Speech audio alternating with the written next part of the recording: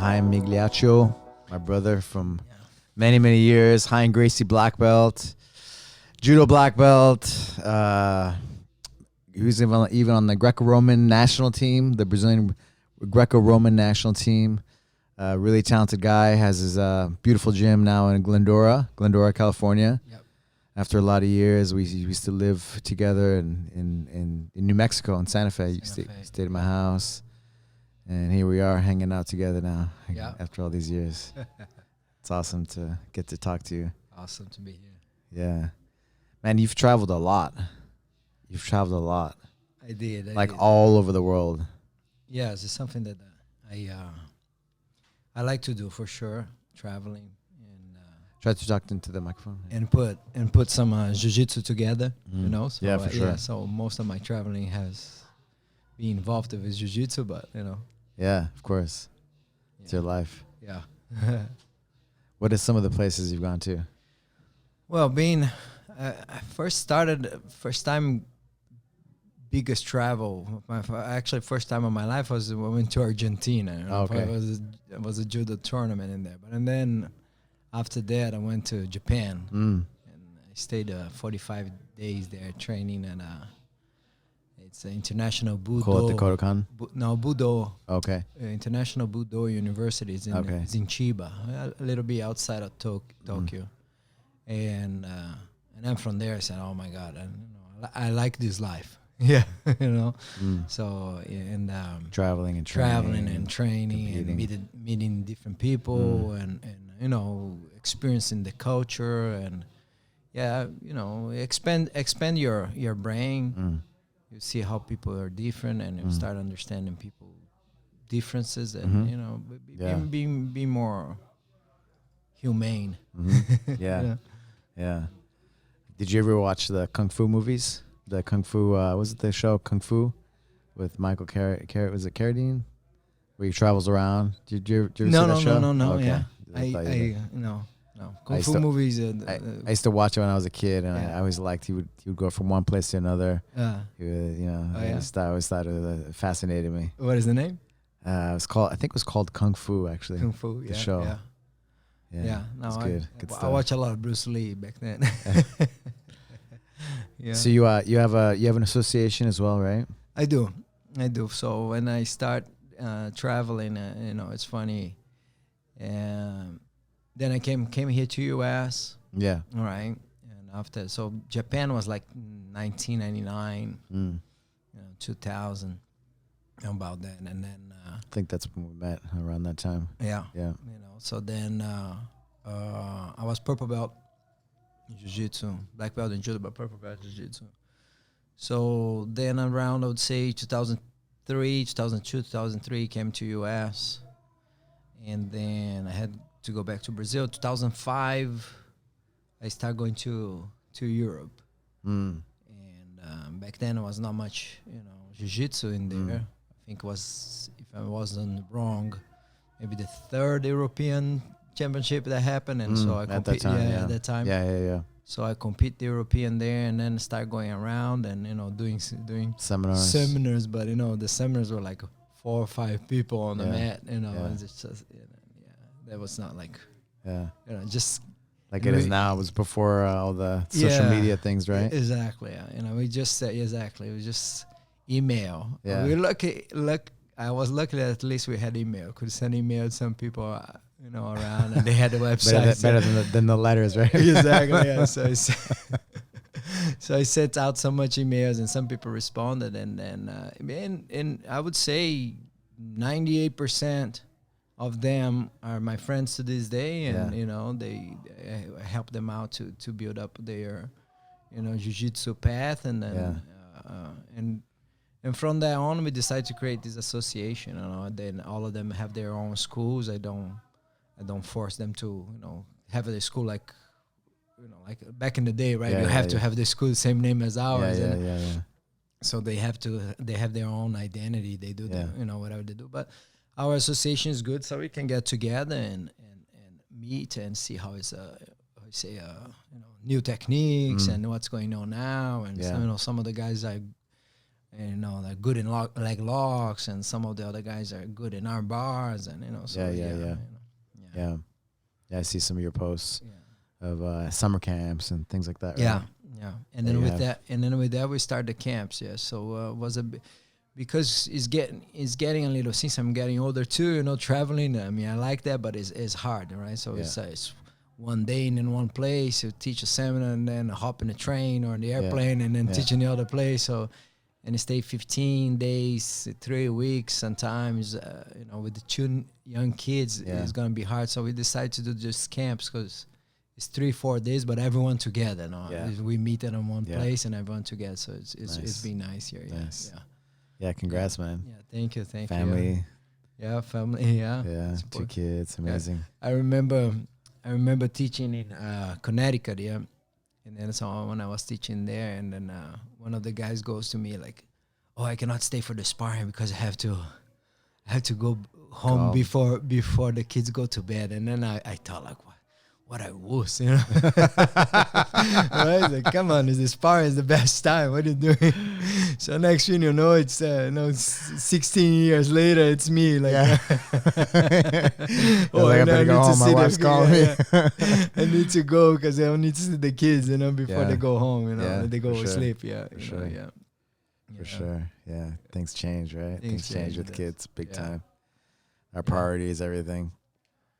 Yeah. Man, let's go back. Ryan Gracie, how did you get recruited? You were a Judo Black Belt already. Yeah. Yes. And then how did you get into Jiu-jitsu?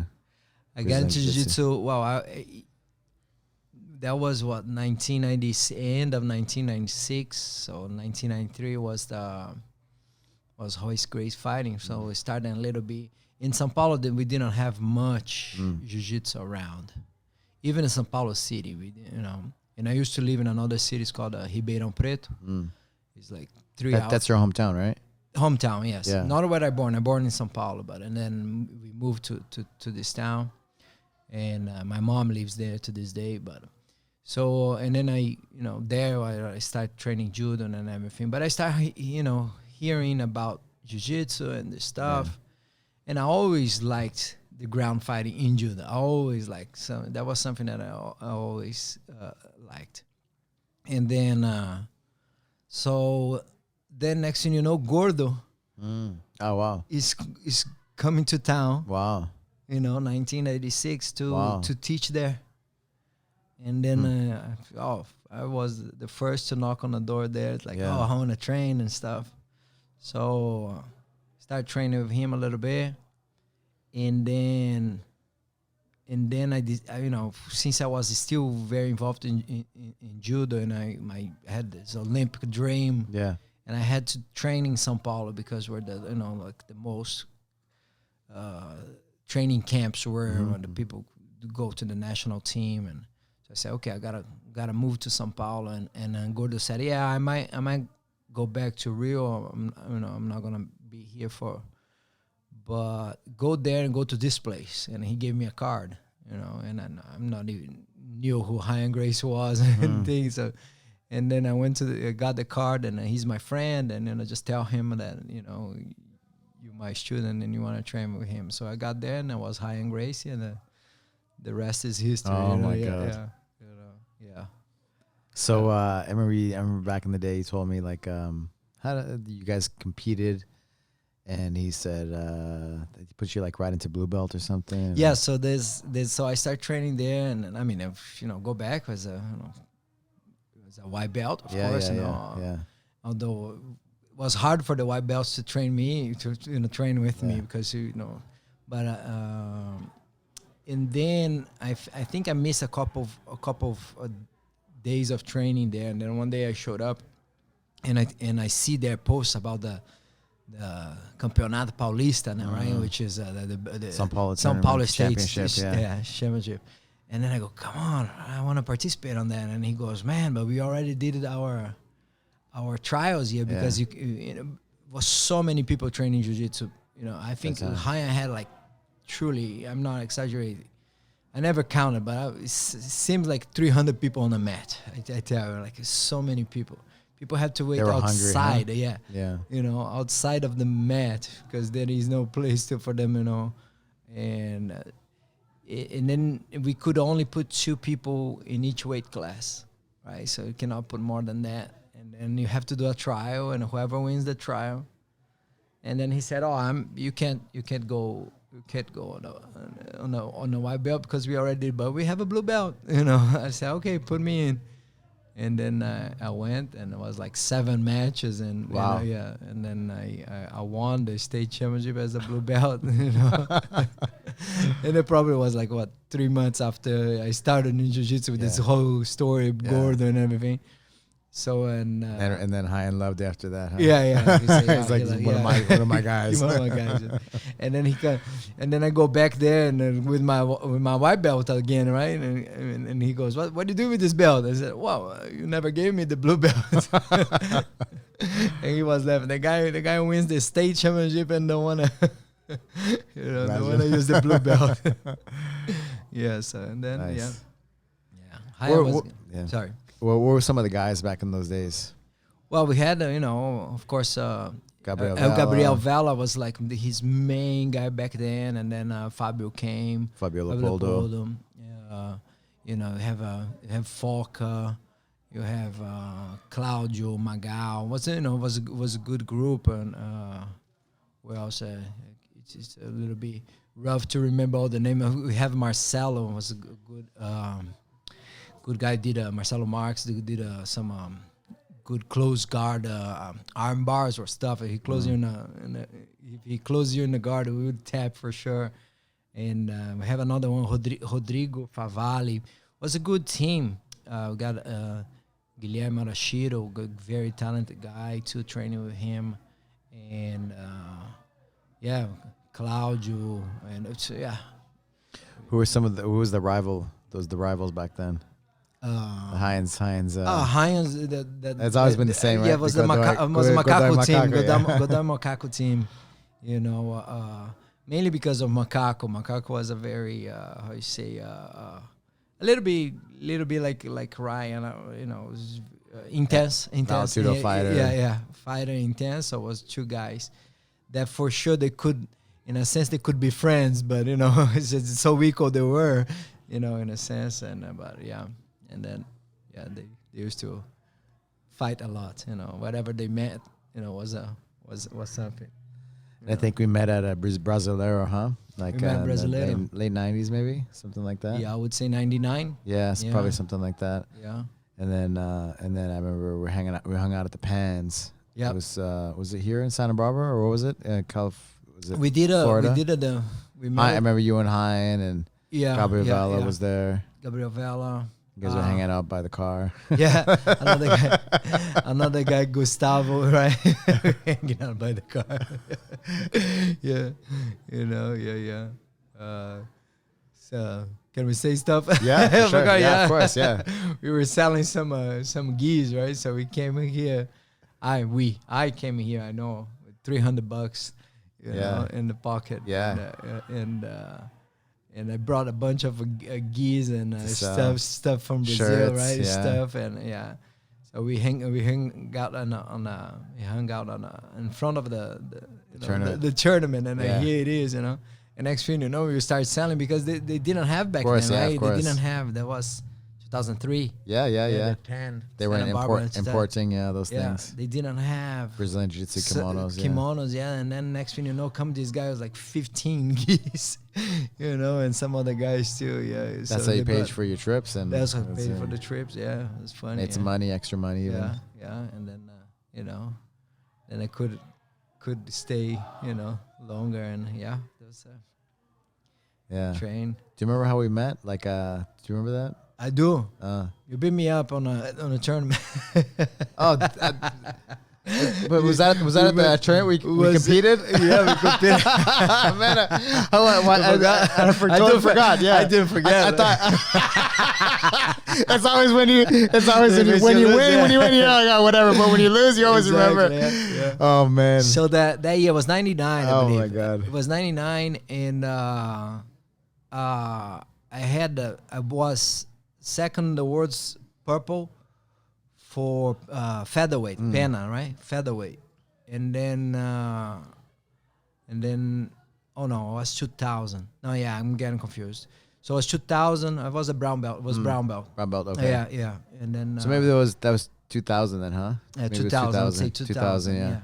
Yeah. Okay. I just remember you talking to me at the tournament. Yes, and then when that's when we talked. That's when you're like, hey, I want to go to the that US. Was it, yeah. And we became friends after that. Yeah, that was it. When after the match, I asked you, I know you gotta do some more matches, but let me talk to you afterwards. Right? Right? Go, okay, this guy want to talk. And then I said, hey man, I really want to learn English, and it's it's a dream, and to travel, and and it was right there, right? 99, I was in Japan, got bit by the bug. Like I want to compete, man. I want to travel and compete and do this stuff. And then I think 2001 we did a Brazilian championship by teams. That we won, right? We won. Yes, we won. We won. Yeah, so we did by teams, and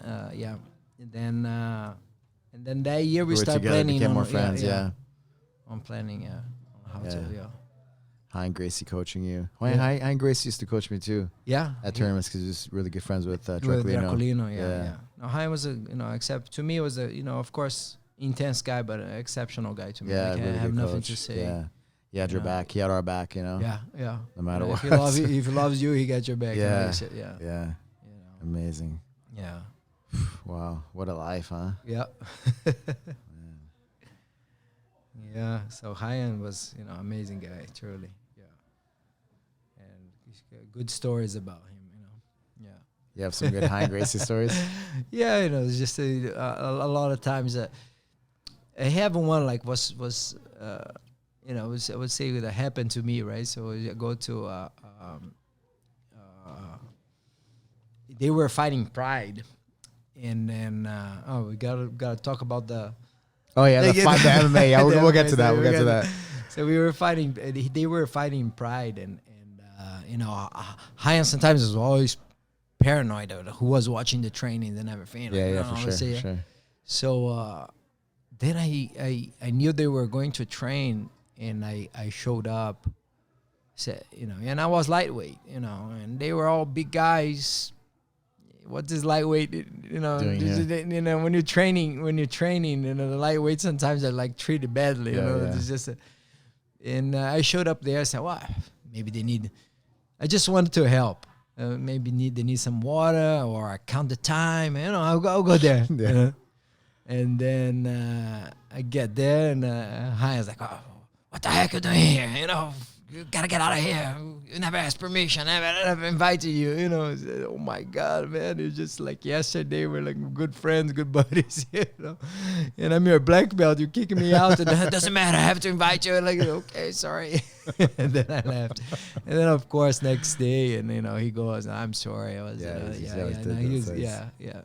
So next day, I don't know if it was next day or like 2 days after. So he, some guy said, "Oh, you went too heavy on him, And then but this was good thing on him too. He always, when he was wrong, he come back and get on it. Yeah, for sure. I remember that too. Yeah, crazy. And then the MMA fight, huh? When you did your first MMA fight in New Mexico. Yeah, so we had to lie, right? Yeah. About how much you made because it was embarrassing. Yeah, first I gotta ask him permission, right? To fight. Hi, can I fight? Man, he's just who you train? I said, here with Al, and there is this tournament here, King of the Cage, and it's going on, and next thing you know. All right, you can fight, but how much you gonna make? And then I go 1,500, but we actually made $200 by selling tickets, right? We made a pin. We're gonna go 1,500. Okay, 1,500. They were fighting in Pride, making hundreds of thousands. Hundreds of thousands. They're like, what's 1,500? One a black belt, Ryan Gracie black belt, you can make $200. $200. It's a lie. Yeah. Matter of fact, I would even pay to do that. I think, of course, it's important for a jiu-jitsu guy. I don't know now changed a lot, but back in that time it was important for jiu-jitsu guy to do MMA represent and represent, but also understand how good can your jiu-jitsu be, right? So yes, in a real situation. In a real situation, you know. So, and we were trained for that, from that, right? Although we were competing, but we were trained for that. We were trained for you know, to fight. Yeah. On the MMA aspect, but nowadays it's a little different. Sports jiu-jitsu, yeah. Back then it was everything, it seemed like, right? But yeah. Now for sure there's the different sects, right? Different avenues. Yeah. I don't know. It's just, you know, I like and I dislike many times. What do you think about this evolution? It's, you know, I think you just can't forget, right? Like you do Brazilian Jiu-Jitsu for sure. Like this, you know, we both love like competing in the sport aspect, right? And I think for longevity and for life, right? It's a great lifestyle and a great way, you know. But for sure, you can't like lose the self-defense or the fighting aspect. It's a martial art, right? Yeah, it's a martial art, exactly. Yeah. You know, and so you know, I think you got to know how to put it down if it comes down to it, right? And I think the only way to do it is by training it, right, as well. Yeah. So I think, I don't know, I think to be like a legit black belt, you know, you should have some of these things in there, you know. In there, for sure, yeah. And I think the self-defense aspect, but just also even just doing it, you know, I think as part of your journey should be there, yeah. I mean, you know, it's just, I don't like to separate and pretty much go congruent with you know. I don't like to separate the let's say the martial arts, right? So the martial art of jiu-jitsu, yes, there is the sport component, which is the competition, right? And then comes the rules and all this, and you just need to be focused on the rules. Yeah, that is the self-defense part, right? You know, that is the workout part, right? The kids, the adults, you know, they want to work out. That is the educational part, like, you know, when people, jiu-jitsu changed my life. I got that, you know, so you really change some stuff. You stop drinking too much, maybe you stop eating too much, maybe you stop focusing, looking more inside. That's you know, and the history part, right? Some people like to go and study the, you know, the stories in jiu-jitsu, the history of jiu-jitsu, the history of the other martial arts, how they got together. So it's a shame sometimes when you see some schools. And as long as they know what they're doing, you know, if they know what they're doing, if you just want to focus on the competition part, if they know what they're doing, that's okay. But teach your own, teach your own. Yeah, but you know, when it's sometimes I feel like it shouldn't be separate. You know, just I agree. I agree. You know, I think that's who we are. You know, that's how we came up, and I think I think makes you like a complete black belt, complete Brazilian Jiu-Jitsu black belt. I wonder where it start getting that separation, kind of, you know. I mean, just because it's so popular now, right? Like that's what people kind of they grow up on, right? But back in our days, it was people fought, like Valetudo and MMA. So that was more. I mean, there's UFC now too, but overall, I think it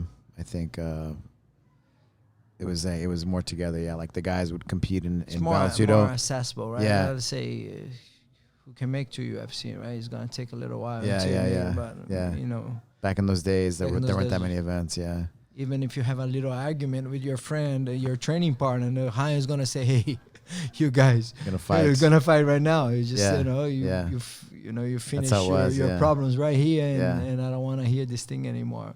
No, we don't want to fight. You're going to have to fight, otherwise you fight me. And then the guys start fighting each other, you know, because nobody want to go against Ryan. It was, you know, that was an education, you know. Yeah.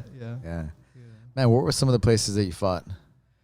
Fought in Bulgaria. Because you fought in Ireland one time, too, I saw. Yeah, fought in Ireland, Bulgaria. Yeah, Germany, Japan. Japan too, huh? Yeah, for the training. But no, I didn't do Shoto. Okay. No. Yeah. You did a fight, or you in tournament? Yeah, a tournament. Yeah, oh, okay, see. But like MMA, where did you fight? No. MMA was of course US. King of the Cage. Yeah, and Ireland and Bulgaria. Ireland, Bulgaria. Yeah. Because I was like, what? You know. Yeah. What's he doing in Ireland? Exactly. Well, the funny thing was, again, 2005. Yes, about this, I would say. I was in Hungary training for the World Wrestling Championship. So I was in the Brazilian national team for wrestling. Okay. And then, I started Googling around what's a good place to train Greco-Roman, learn, because, Brazil wasn't, much popular there. And then I found a couple countries, sent them some emails. Many people didn't respond. And then this guy in Hungary responded. So I went to Hungary and started training. As I'm in Hungary, I see this tournament coming up in Ireland, and then again I sent an email. Do you have a fight for me? Because like back then, yeah, for sure. They didn't have much of our weight class, and then next thing you know, we have a fight for you. What guy did you fight in Ireland? I fought a guy. He was like a jiu-jitsu guy. A jiu-jitsu guy? Yeah, huh? I was a jiu-jitsu guy. Irish? No, from France. Oh, okay. Yeah, from France. Okay. And I believe he was undefeated until then, and forgot his nickname was Pythagoras because he used to triangle people. I've kind of forgot his name now. It's always the guys you lose that you lose to, you don't forget, right? But the ones you win, one more. Remember Pythagoras, right? Pythagoras, yeah. Because he did triangles and stuff. Yeah. Then I joined. Afterwards, years later, I joined the M1. Was M1 Affliction? Yeah. Was that was in Bulgaria or Russia? No, they did in Russia too. But then I had I had to do a surgery in my shoulder. I didn't go, but was going to do a fight in Russia because we went to the final. So I was competing for USA East and have the USA West, right? So USA East and West, and then we fought here in Missouri. And then New Jersey, and then Bulgaria, and then we got to the finals. And then on the finals, it was in Russia. And then we had one more fight, one more before that. Then I was already out for my shoulder. I couldn't. It was in, I think it was in Holland, that fight. So I didn't do, and then then we went to Russia. Damn. Yeah. It's a lot of... And it was tough, too, because even if I didn't have the shoulder surgery, I couldn't go anyways because my green card was to get to a moment that they don't give you the travel permit. I was waiting for the travel permit to come. I couldn't leave the country anyway, so I was out of that fight for sure. Man, so you came to Santa Fe, right, after that Pans. You guys were selling the gis, the kimonos, and the shirts and stuff. Yep. And then you came to stay with me, right? For how long were you in Santa Fe for? I would say... A year, 2 years? No. Maybe 10 months. Oh, 10 months. Almost a year then. Yeah, Almost a year, yeah. And then you had a girlfriend, American girlfriend. Yeah. Learning English, right? Yeah. Is the best way. Yeah. You didn't speak any English when you first got here, right, No. Just the school, just the school balls English. And, but you know no English. No English. And you're like, I want to go to the U.S., like talking to me after a tournament, right? Yeah. And then you came out, and then you just randomly showed up and at my house. Luckily it worked out, right? Yeah. I remember I was in Brazil, like making calls for you, like, hey, because after we talked, effectively maybe 2 years later, I end up going to your place. Yeah. So you just set it up so when you came for the Pans, you would come to me afterwards. Yes. Yeah. So and Ryan Gracie, it was Gracie. We were all representing Gracie Spa at the Gracie time. back then. Yeah. We're all the same team. Yeah. So I was like, yeah, for sure, let's do it. And then you didn't speak any English. Then it was hard, right? It was hard. I mean, you worked security, right? For security, the clubs, cut trees, Tate, Tate's club, right? Yeah. And cut trees, huh? Cut trees. Tate found me this job at cut trees. That was the preparation for the King of the Cage. Tate Fletcher. He runs the coffee thing now, right? Yeah. Does the Caveman Coffee. Caveman Coffee, yeah. So he was a good, he helped me out a lot too on learning English, right? Because he didn't know any Portuguese. Yeah. You knew Portuguese. I could just speak Portuguese with you, but And it was good for me. I would want to practice my Portuguese. Yes, exactly. So you were like, oh shit, I'm not learning any English. So then I started hanging out more with Tate, and then with Tate was just, you know, and he's loud, right? He's loud and speak clear, you know. Yeah. And then acting. Do you see some of his stuff? He's fighting Denzel Washington. Denzel Washington. I saw Mandalorian, him, right? The Star Wars show. Oh, no, he was at the beginning, I think. I saw him. What is that? With John Wick. John Wick 1. Okay. The guy grabbed his beard and shoot him on the head. But it's the other one that I saw him, the accountant. The accountant. Yeah. So he's, you know, you see him fight and grab in, and So Sicario and some other. Yeah. He's in a lot of stuff. The Breaking Bad, right? Breaking Bad. Yeah.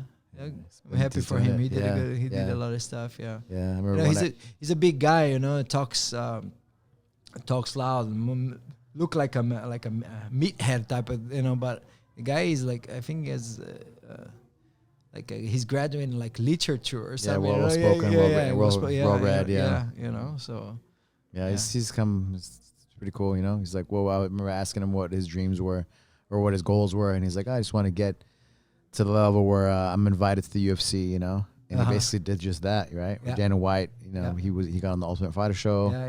And pretty much did that, you know, right? And then he also wanted to act, right? And he did that too. He's doing that. He's very powerful mind. Yeah. He thinks, you know, whatever he thinks, he goes and achieves. Yeah.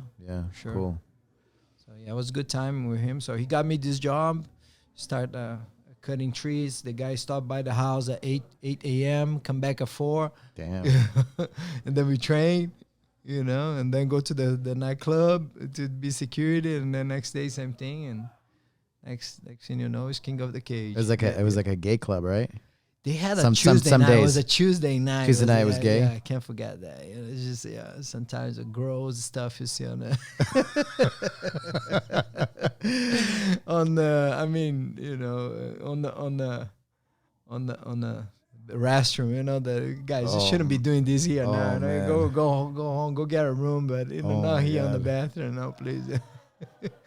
You remember Cliff, right? Cliff, yeah. We were just. He's still there, son of a. Yeah. He actually moved to Houston. Houston. Yeah. He changed his career. He was like a chemical engineer, right? And then he became like very smart investment banker. And so he has is it 3 or 4 kids? We just hung out for Christmas. But we were just talking about that because he also worked at a nightclub there. It was another one, right? But just like some of the gay nights. The gay nights.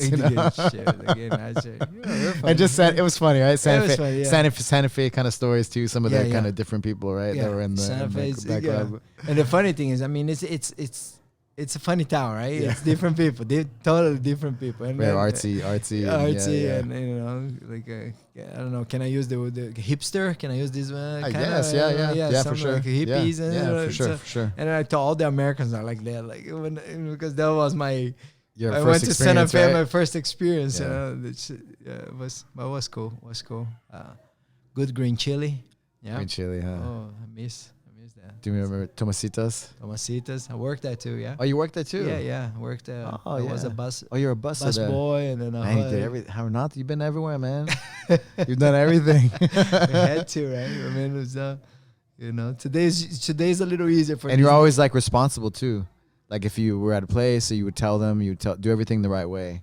Yeah, I mean, I tried my best because at the end of the day, we always representing ourselves, right? And then how we're gonna be. Something my dad used to tell. How do you want to be remembered, right? You know have of course, you know you're always gonna meet people that think different than you, and then you might be remembered sure. as a bad guy, right? But most of the times, if it's you're gonna meet good people and you're gonna give a good impression. Just give your best, right? So and then even if it's a let's say a job that pays you not so well, but if you accept it, do it, right? Don't go half heart just because you think you deserve more, but you took it, took it, do it, So So Santa Fe was cool. Man. Yeah. And then you stayed here illegal illegally, right? Yeah. We didn't know. So whatever, I don't know the technicality of that was, but your dad, speaking of your dad got sick, right? Yes. His health wasn't so good. And so you had to go back home. Yep. And then, of course, they didn't let you back in, right? Because of their paperwork. They couldn't, they couldn't really, what we did wasn't so much, of course, it was not in the legality, right? Just in the overstay, but we overstayed. I overstayed, but we did apply for the extension. Okay. Right?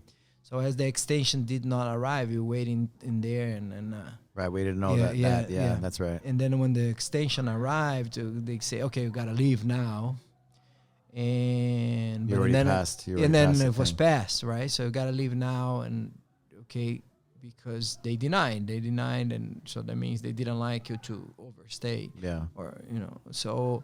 Going back to Brazil, I showed all the papers, and they were explaining to me, and they denied the visa there. No, you shouldn't overstay. Well, but I asked for the permission, and they said, I got it, but there are so many, and then they want me to prove how did I stay, supporting myself in there, right? So that was not much to prove, and then they decided to. No, but you said you stayed with me, right? You said those yes, things. but and then and they were like, you worked, and so it's just everyone does, you worked for sure, you worked, and then the more I said no, I did, and then no, you did, and it's not possible to stay 10 months without working, and so they denied the visa and said and then I tried a couple more times, probably not a couple more, maybe 3-4 times more after that, and they still denied. And then what'd you do? You got on the Greco-Roman national team for Brazil. Yeah. And then they have this this wrestling this wrestling tournament. It was Davy Schultz Memorial in Colorado Springs, and then as I was in the national team, so we go and then with the letter of the Brazilian Olympic Committee, and and I remember the officer saying, hey, why they're denying so much your visa? And then I said, I don't know. I don't know. They don't want to give me the visa. I didn't want to get into the specifics. You stayed in Santa Fe too long working at I'm not going to fall on this anymore. I said, I don't know. It's just, and then they go, okay, we're going to give you the visa now. And, it was for 5 years visa. And so I came, I competed, and then we had the ADCC that year too, 2007. Okay. I competed the ACC. It was New Jersey. Mm-hmm. Then on 2000, you stayed at Henzo's at that time, right? Yeah. And then 2008, a gentleman invited me to teach at his school in Connecticut. And then that was it.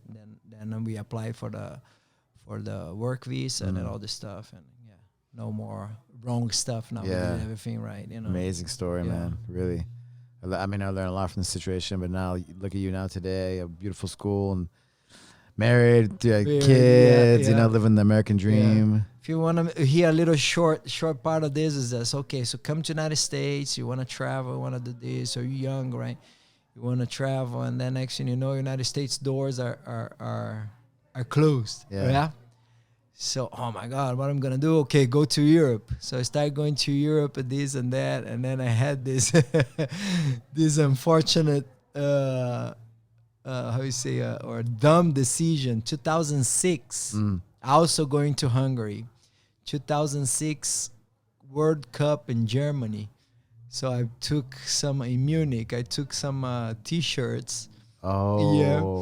To sell on the streets to make some money too, and then so I could stay longer in Hungary training, Okay. So the Germans got you. The police got me, man. And do you have permission to do that? I said no. All right, so they gotta arrest me right there. Man. And they took your shirts too. They took all my shirts, couldn't sell it. So that day they go, okay, what's gonna happen? Oh, we're gonna give you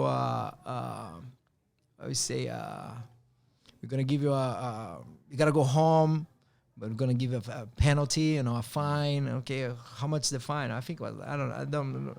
Let's say if it was $50, I have the 55, right? And then okay, I can pay here now. The guy, no, we're not gonna let you go home with $5. €5. You have to call someone to come in here. So, get embarrassed, call the people to come and pay for, some of the jiu-jitsu people. The jiu-jitsu guys. And okay, so the guy came in and got me out. And so and then next day I have to go back to get my passport. And then it was another office there. And then they said, okay, you cannot come back to Germany for 3 years. Oh, so the European Union. Right? No, yeah. And then I go, okay, but I don't want to be here. Like, I feel like, you treat me like, you're a victim, right? The mindset, right? You're a victim. You did something wrong. Yeah. Doesn't matter if you know or not. Yeah. You did something wrong, right? I mean, today I think like that before, Yeah. So, So then the Brazilian Greco-Roman team wants to make me a coach for the Greco-Roman. They said, okay, you still competing, but we're going to start preparing you. And we have this Olympic... To be a coach. Yeah, we have these Olympic courses, We're going to send you. And it was supposed to be in Miami. I'm sorry, Miami. Spain, Madrid, not Miami. Okay. So I'm going to Madrid, but the scale was in Amsterdam. So when I go the scale, like that, I'm gonna say the connection. The connection. Yeah, okay. Sorry, yeah. In Portuguese, the scala. It Scala, says scale. yeah. So the connection was in Amsterdam. So I get off the Amsterdam, and then you have to show your passport because it's the first entry on a European community. And the guy goes like, man, you cannot come here. I said, why? You had a problem in Germany. I said, yeah, but it was in Germany, And he goes, yeah, but it seems like it's the Schengen area. Yeah, I said, Schengen. What's the Schengen area? So it was like 16 countries that I could not go. I said, oh my God. I can't believe that, And then, go to jail again. Wait for the next. Really? Yeah, stay 2 days.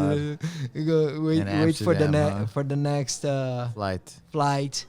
And then go to the next flight, and so it was a long story, but it was funny, as I was walking in there, I was asking people being rude to me, and one day I'm walking the corridor with a Ryan Gracie shirt, that's all my clothes were, and then the guard goes, "Are you Ryan Gracie?" I say, "Yes." "What belt are you?" I said, "Black belt." "What are you doing here?" I said, "I'm not even myself, I know." And then he goes and he comes back, explain everything to me, and he said, "Tonight you're gonna leave." Oh my God! I said, "Oh, great! Tonight they're gonna come and take you to the airport." Oh, great! Because I didn't know. Saves. Yes. and then but for a while, like I said, it was without coming to US, without coming to Europe, and you're a coach for the Brazilian national team. No, I not even could make the course. Right. Only Asia. In Asia, the Asian games. And then what's now it's all good. Now I got my Italian citizenship. I got my Brazilian and American, so it's all good. I can't go anywhere. Oh man. Yeah. Well, man, thank you for your friendship all these years. Thank you. It's been awesome to kind of. Yeah, just see you overcome like so much, over and over and over, and always do the right thing no matter what. So I really respect that. Thank you.